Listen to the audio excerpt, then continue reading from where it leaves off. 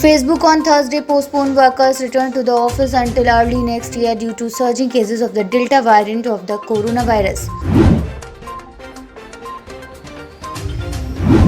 In the case of rape and murder of two daughters of a migrant woman in IT Faridabad, MLA Neeraj Sharma has expressed concern, calling it an inhuman act. The case pertains of the two daughters of a women resident of Sonipat who was raped by some miscreants and then murdered by giving them insecticide, and a rumor was spread that they died due to the snake bite. But when the post-mortem of the dead body was done, so the report came that they have died due to poison.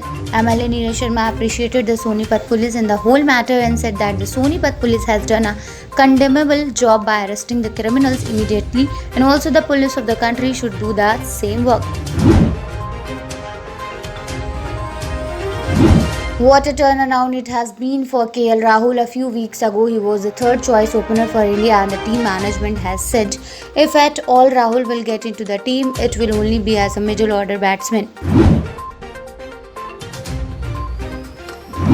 After returning from Kinnaur, the CM made a statement in assembly that 248 people have been killed in different accidents in the state since June 13.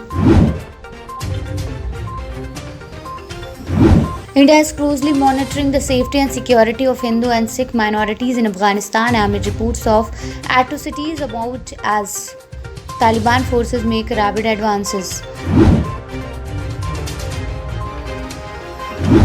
Vice President M. Venkaiah Naidu has stressed the need for improving the quality and timely delivery of services to citizens in the light of the constitutional promise of a dignified life as India approaches 75 years of independence.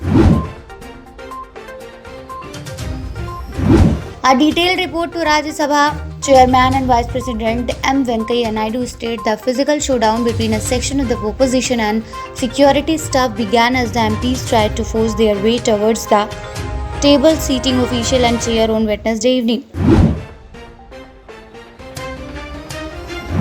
After his Ross GSLV F-10 rocket on Thursday failed to inject the new series Earth observation satellite EOS-3 into the geo orbit, Union Space Minister Jitendra Singh on Thursday said the mission can be rescheduled again. The BMC has spent Rs 52.38 crore on setting up and running the Richardson and Crudis Jumbo COVID Center in Baikula. The Shilpa Shetty case has again raised an important question. Should an individual's right to privacy prevail over press freedom?